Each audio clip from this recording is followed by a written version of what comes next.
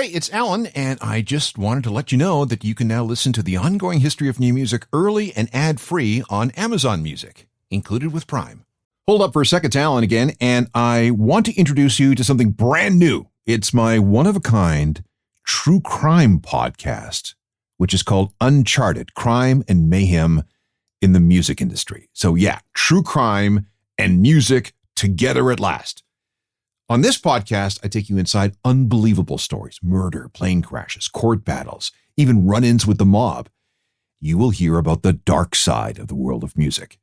We're releasing new episodes every 2 weeks, so search for and follow Uncharted, Crime and Mayhem in the Music Industry. You can get it wherever you get your podcasts. Meanwhile, here's a sneak peek.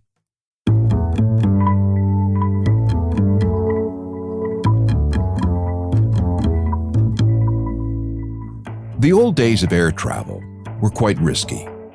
Compared to today, the chances of your flight going down were far greater. Every airport had kiosks and coin-operated vending machines where you could buy life insurance before you headed to the gate. Just in case you thought you weren't going to make it to your final destination. Today, the technology and regulations that keep planes safe in the air and on the ground is immeasurably better. But this came at great cost. 1977 was one of the worst years for accidents in aviation history. In addition to several violent hijackings every month, sometimes with fatal results, a passenger plane also crashed somewhere in the world with great loss of life. That included the 583 people who were killed when two 747s collided on a runway in the Canary Islands. That was the worst aviation disaster of all time. Frank Sinatra's mother, the Prime Minister of Yugoslavia, and all but one member of the University of Evansville basketball team died in plane crashes. Then there were the events of October 20th, 1977, when a rickety chartered Convair prop plane went down in a swamp in Mississippi. On board were members of Lynyrd Skynyrd. 6 of the 24 passengers died, including singer Ronnie Van Zant, guitarist Steve Gaines, backup singer Casey Gaines, and assistant road manager Dean Kilpatrick. Both pilots also died. What happened? Well, if you can believe it, the plane ran out of gas. How was that possible? Who was responsible? And why did no one ever go to jail? I'm Alan Cross, and have I got a story for you? This is Uncharted, Crime and Mayhem in the Music Industry, Episode 1, Death by Airplane, the Lynyrd Skynyrd plane crash. 3 members of the country rock group Lynyrd Skynyrd were among 6 people killed when a twin-engine plane crashed in a southeastern Mississippi swamp. Authorities say it appears the pilot was trying to crash land the plane after running low on fuel but struck treetops near Macomb, Mississippi on the Louisiana border.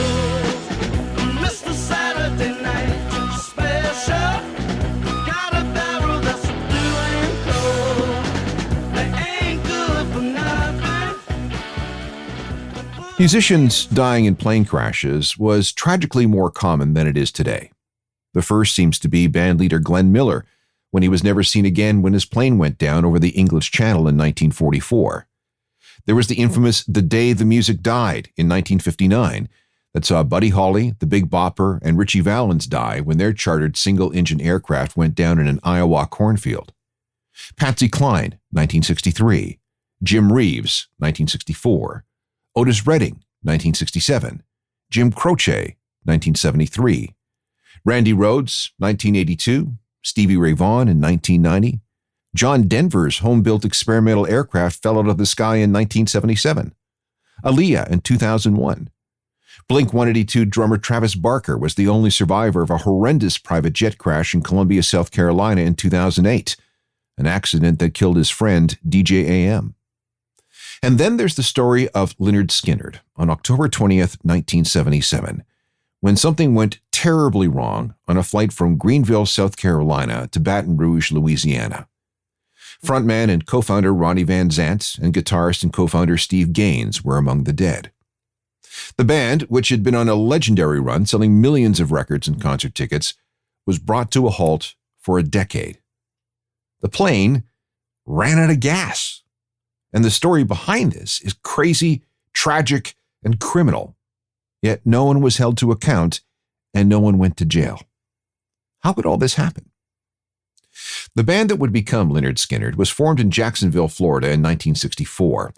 For the rest of the decade, they worked the circuit in North Florida, playing schools and bars under a variety of names: My Backyard, Conquer the Worm, The Noble Five, and The 1%. Lynyrd Skynyrd, a riff on the name of a high school gym teacher who hated long hair on men, appeared sometime in late 1969.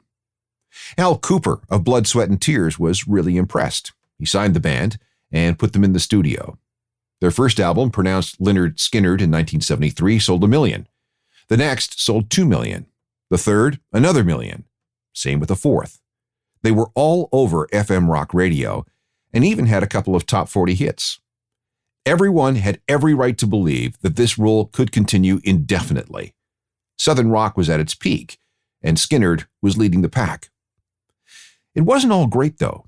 Gary Rosington, one of the founding members, was in a bad car accident over Labor Day weekend in September 1976.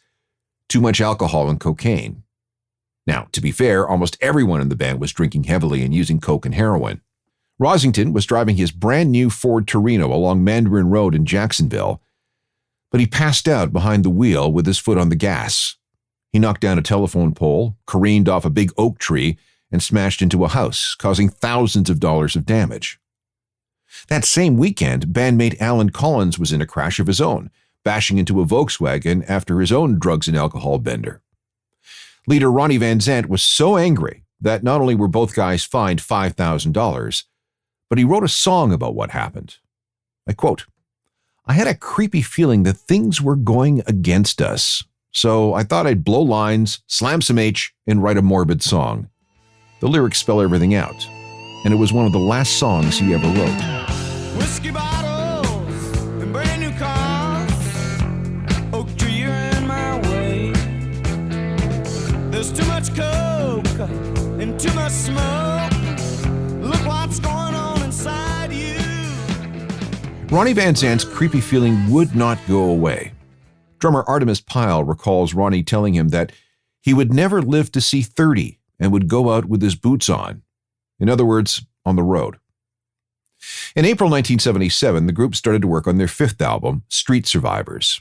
Once they were done, as was their custom, the band went right from the studio to the road to plug the still unreleased record, playing 35 dates throughout the spring and summer before a 6-week break. The next leg of the tour began on October 13th in Statesboro, Georgia, and would eventually see the band realize their dreams by playing Madison Square Garden several weeks down the road. Street Survivors was released on the 17th and was immediately certified gold. And on October 19th, Lynyrd Skynyrd performed at the Greenville Memorial Auditorium in Greenville, South Carolina.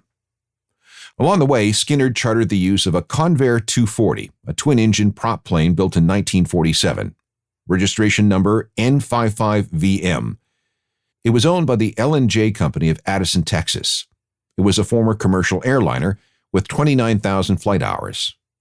To say it had seen better days was an understatement, and the plane actually had quite the history. Skynyrd had a reputation of behaving badly on chartered aircraft. There's a story that someone once tried to toss a roadie out of the cabin at 13,000 feet. The result was that few charter companies were willing to let Skynyrd hire their aircraft. The best band manager Peter Rudge could do was the Convair, which, by the way, had been offered to Aerosmith earlier that year. But they were so freaked out by the plane's poor condition, they said thanks, but no thanks. By the way, Rudge was also the manager of Aerosmith, so he was well aware of what they thought of the Convair. And one more thing, Skynyrd had some luggage tags made up for their suitcases, and they all read Survivors Tour.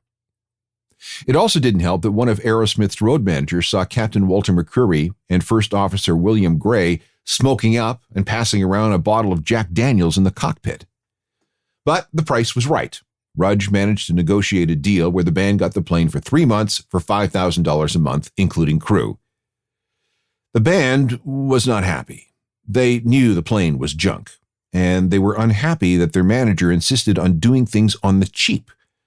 They thought that a band at their level should have a proper private jet, just like Led Zeppelin. On October 18th, the band flew into Greenville from Lakeland, Florida. At one point, 10-foot flames shot out of the right engine at an altitude of 12,000 feet for several minutes. The decision was made that once they made it to Baton Rouge on the 20th for a gig at Louisiana State University, they'd dump the Convair for a brand new Learjet. But they had to make one more flight, a quick 600-mile trip to Baton Rouge. The flight crew maintained that it would be completely safe. The plane's owner said things would be fine, but agreed to send a mechanic from their headquarters in Dallas to Baton Rouge to inspect everything. Why didn't they send the mechanic to Greenville? There were stories that they just couldn't afford it. The state of the plane did not sit well with everyone associated with the band. Keyboardist Billy Powell remembers his wife begging him not to get on the plane. Cassie Gaines, sister of Steve, wanted to ride with the band's equipment truck but was persuaded to fly. Gary Rosington was scared out of his mind too. And the night before, backup singer JoJo Billingsley had a dream that the plane crashed. The call to take the flight was ultimately Ronnie's, and he was completely calm. When Gary asked him why he wasn't worried, he replied, "Hey, if the Lord wants you to die on this plane, when it's your time, it's your time. Let's go, man. We got a gig to do." Sweet home Alabama, where the sky was blue. Sweet home Alabama. The Convair took off from Greenville at 5:02 Eastern Time with 22 passengers and Captain McCurry and First Officer Gray at the controls. They climbed to a cruising altitude of 12,000 feet. Flight time to Baton Rouge was scheduled for about 3 hours. On board was 5.5 hours worth of fuel. Some passengers played poker.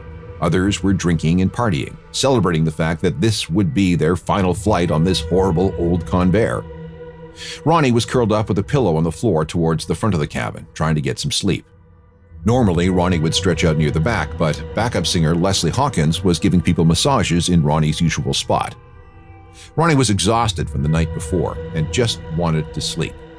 He'd popped a couple of sleeping pills, so the noise of the plane and the poker and the partying wouldn't be an issue. Around halfway through the trip, at 6:40 p.m., the right engine, which didn't sound good to begin with, sputtered and then died. McCurry and Gray took a look at the fuel gauges. They'd filled up in Greensville, so why was the plane so low on gas so soon? At 6:42 p.m., McCurry contacted Houston Air Route Traffic Control. "We need to get to an airport, the closest airport you've got, sir." He was given a course to Macomb-Pike County Airport in Macomb, Mississippi, which was about 17 kilometers to the northeast, which was behind them. Before McCurry could turn the plane around, the left engine died. Hydraulics and steering were inoperative. The plane, now at 4,500 feet, was in free fall. All you could hear was the sound of the wind whipping over the fuselage. McCurry turned to his passengers. "We're out of gas," he said. "Put your head between your legs in the crash position and buckle up tight." Drummer Artemis Pyle, who had his pilot's license and who had lost his father in a plane crash, knew exactly what was happening. Some people remember Security Chief Gene Odom yelling, "I hope you two sons of bitches live through this so I can kill you both." There was little anyone could do. The plane glided without fuel or power for 10 minutes. It was eerily quiet. Ronnie was still unfazed. He got up from his spot in the aisle, found himself another pillow, walked back to the front of the cabin, and laid down. No seatbelt. Pyle remembers, "He shook my hand.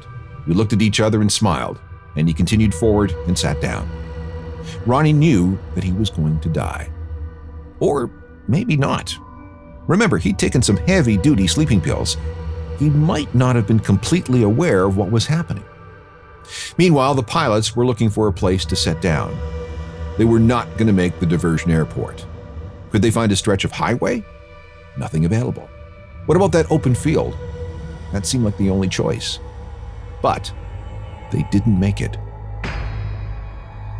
What happened next was sheer, unimaginable horror.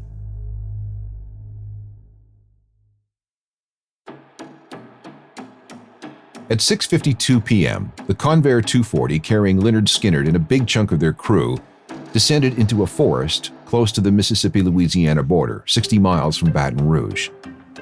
Baton Rouge should have been just 10 minutes away, but the plane was out of gas and out of control. A farmer who was about 5 miles from the crash site remembers hearing something weird. My wife and I were out sitting in our backyard, and we heard this plane come over, which it sounded like it was running on one engine. And then all of a sudden, I heard that engine go out. For 15 solid seconds, the plane cut a 500-foot swath through the pines with 3-foot trunks at an airspeed of about 200 miles an hour. Because the pilots were trying to make the open pasture, the landing gear was down. But when it caught the trees, the plane was pulled violently towards the ground. The plane split into 3 pieces. The cockpit and the tail were ripped away. The remaining fuselage was bent into an L shape. At 6:53 p.m., the plane finally came to a stop in a snake-infested mangrove swamp. It was pitch dark. There was no fire because there was no fuel on board. Every single seat was ripped from the floor, taking those passengers belted in with them and thrown forward. The pilots, McCreary and Gray, still strapped in their seats, were dead, hanging upside down from a tree. Ronnie Van Zant, who had been at the front of the cabin, died of a single blunt force trauma to the head.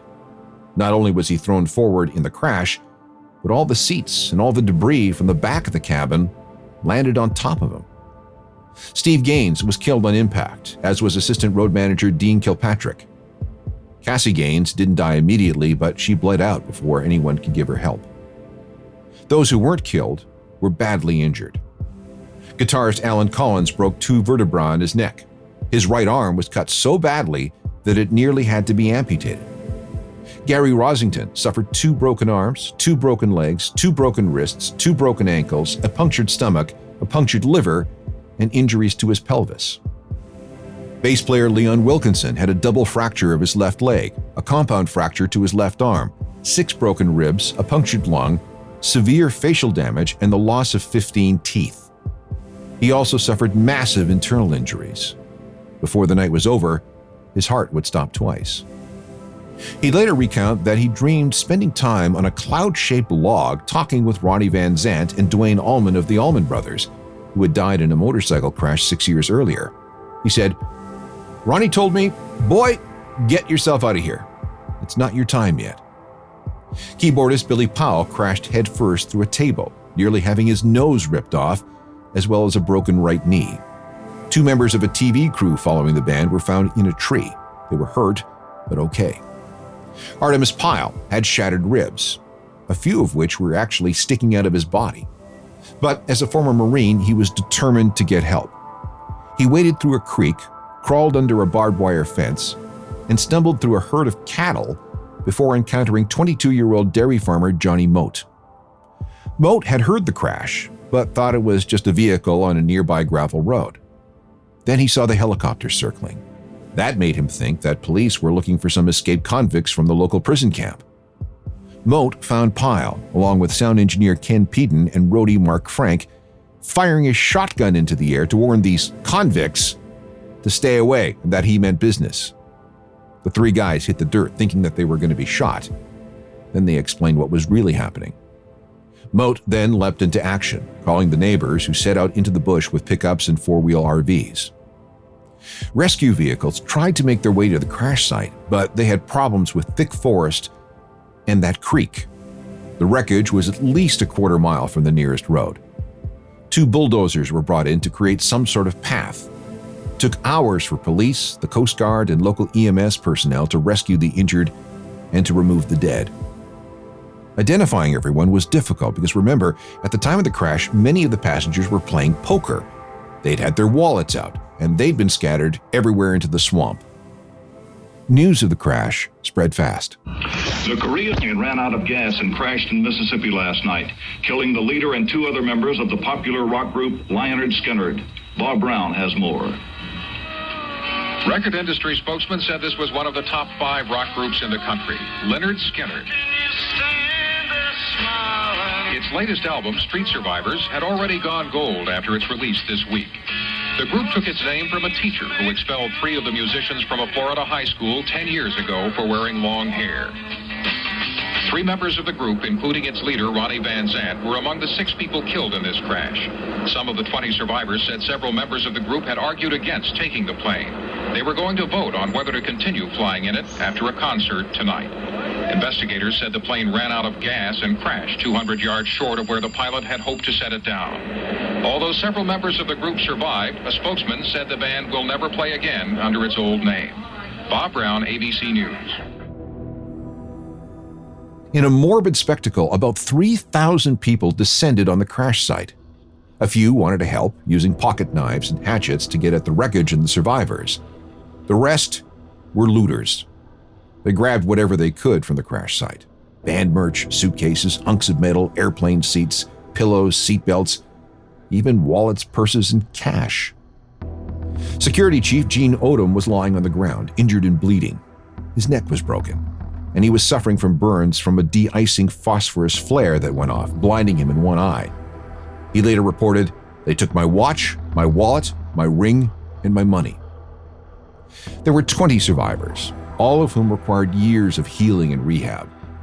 Most were transported to the Southwest Regional Medical Center in Macomb, Mississippi.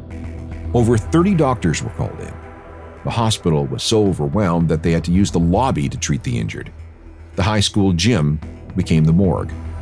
Others were taken to the hospital in Jackson, Mississippi. Peter Rudge, the manager, chartered 3 planes so people could fly in to identify the bodies. So what happened? How did a plane carrying one of the biggest bands in America at the time run out of gas and crash into a swamp? We honestly don't know. First of all, a plane of that vintage wasn't required to have a flight data recorder on board. The wreck was too severe for proper reconstruction. And then there were all those looting vultures who descended on the wreck to grab whatever they could, which was evidence, of course. The National Transportation Safety Board looked into things, and 8 months later, in June 1978, it ruled that the probable cause of the accident was fuel exhaustion and a total loss of power from both engines due to crew inattention to fuel supply. I quote, "The crew was either negligent or ignorant of the increased fuel consumption because they failed to monitor adequately the engine instruments for fuel flow and fuel quantity.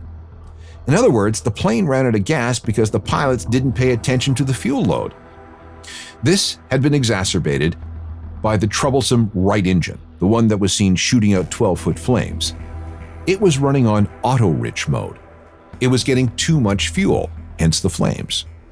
This, apparently, because there was a bag magneto in the starboard engine, and the only way to get the thing to start was to give it more fuel than normal. There was talk of landing in Macomb, Mississippi to let the engine cool, but a fatal decision was made to continue with the flight. Baton Rouge was just 10 minutes away, and a refueling stop would take at least 45. One of the pilots reportedly tried to transfer fuel to the dead right engine, but may have instead accidentally dumped all the remaining gas from the left engine. How could the pilots be so unaware of something so critical as fuel? One concern floated by the survivors is that the pilots had been drinking and doing drugs the night before, or maybe even during the flight. But those accusations were nullified by toxicology reports. No one on the ground at the group's last stop in Greenville were ever implicated. The fuel gauge in the cockpit wasn't working, and the only way to check on fuel load was to go out to the wing tanks with a dipstick. And apparently, no one thought to check before the plane left Greenville, although there was considerable time spent, about 45 minutes or so, trying to get the fuel mixture correct as everyone waited in the heat.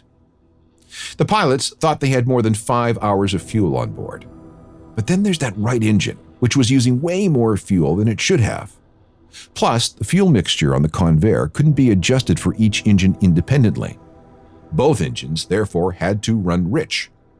5 hours of fuel dwindled to less than 3. The pilots had failed to take that extra consumption into account. Gary Rosington later gave an interview. There's a million maybes and ifs and should haves, but what happened has already happened. Didn't matter what caused it.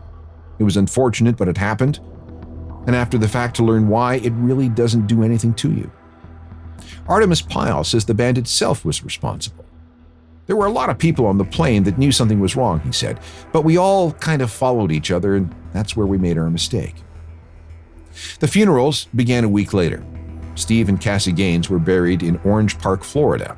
They remained there for 23 years until their graves were vandalized Some idiots disturbed the casket and a bag of his ashes, so he and Cassie were moved to a more secure location. Their original tombs in Jacksonville Memory Gardens remain as empty memorials. Road manager Dean Kilpatrick's grave is in Jacksonville, Florida. And Ronnie Van Zant? He was also laid to rest in Jacksonville, in his favorite black hat with his favorite fishing pole. His funeral was attended by about 150 people, including many Southern rockers. Charlie Daniels read a poem he'd written. A brief candle, both ends burning, an endless mile, a bus wheel turning, a friend to share the lonesome times, a handshake and a sip of wine. So say it loud and let it ring, that we're all part of everything, the present, future, and past. Fly on, proud bird, you're free at last. 'Cause I'm as free as a bird now. And this bird you cannot change. Back with more to sum things up in just a moment. There was one last piece of business before Lynyrd Skynyrd was put to rest for a while. The cover of the new album Street Survivors featured the band surrounded by flames. Teresa Gaines, Steve's widow, asked that MCA Records withdraw that version. It was reissued, and the band appears on a plain black cover. Lynyrd Skynyrd would remain absent from music for the next 10 years, and not everybody would be around for the reunion. Alan Collins managed to recover from his crash injuries and joined Gary Rosington, Billy Powell, and Leon Wilkeson to form the Rosington-Collins Band. That would later split into the Rosington Band and the Alan Collins Band. But then Alan Collins' wife died of a hemorrhage resulting from a miscarriage. That sent him spiraling deeper into addiction. And then on January 26, 1986, he was driving his brand new Ford Thunderbird when he crashed into a ditch. He was drunk. The accident killed his girlfriend. Collins was paralyzed from the waist down. He died on January 30th, 1990 of pneumonia, which was related to his paralysis. He was only 37. Billy Powell joined a Christian rock band called Vision, and then there was the Artemis Pyle Band.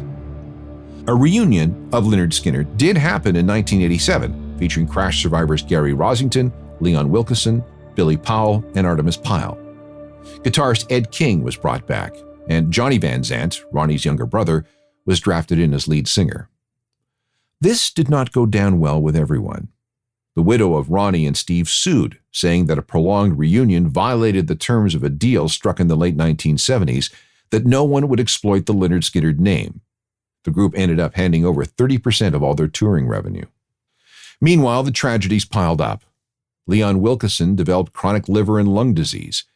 He died in his sleep at a Florida beach resort on July 27, 2001. Billy Powell died of a heart attack in 2009. Ed King also had severe cardiac problems, and he had a successful heart transplant, but he was later felled by cancer on August 22, 2018. Original drummer Bob Burns died on April 3, 2015 when he misguided a sharp curve and crashed into a mailbox in a tree in Carterville, Georgia. Gary Rosington had a heart attack on October 8, 2015, followed by emergency surgery in 2021.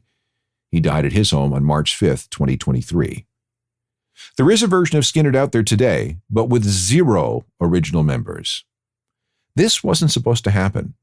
An agreement with Ronnie's widow stipulated that Skynyrd could not continue unless there were 3 original members, but that rule was waived in 2001. By the way, the band did make good on that canceled show at Louisiana State University. About 100 people who hung on to their tickets for the gig on October 21, 1977, were able to see the band play 14 years later. Tuesday's gone with the wind.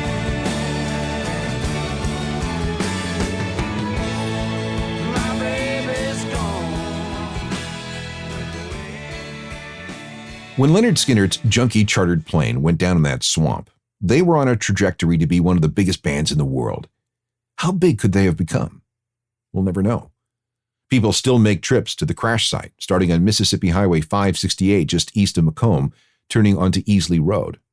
Johnny Mote's dairy farm is now the Hung Yen Chicken Farm. You can visit the crash site, but there's no sight of what happened on that day in 1977. Meanwhile, thankfully, the number of plane crashes since then has declined drastically. and that includes musicians who have died this way. The last big name to die in a small plane crash was Aaliyah, the singer and actress. That was a twin-engine Cessna in the Bahamas in 2001. There have been, by my count, only 3 musician deaths in crashes since then, and both were on commercial flights that went down. Melanie Thornton of the group La Bouche died in a crash of a Crossair plane in Switzerland in 2001. And in 2009, 2 members of Chuck Mangione's band were killed in a commuter plane crash outside of Buffalo. Meanwhile, the Skynyrd legacy will always include one of the most tragic ends in rock history. If you have any questions or comments, shoot me an email, alan@alancross.ca. We can meet up on all the usual social media sites along with my website, ajournalofmusicalthings.com. It's updated with music news and recommendations every day. And there's the free daily newsletter you should get. Join me next time for more stories of crime and mayhem from the world of music. Technical production is by Rob Johnston. I'm Alan Cross.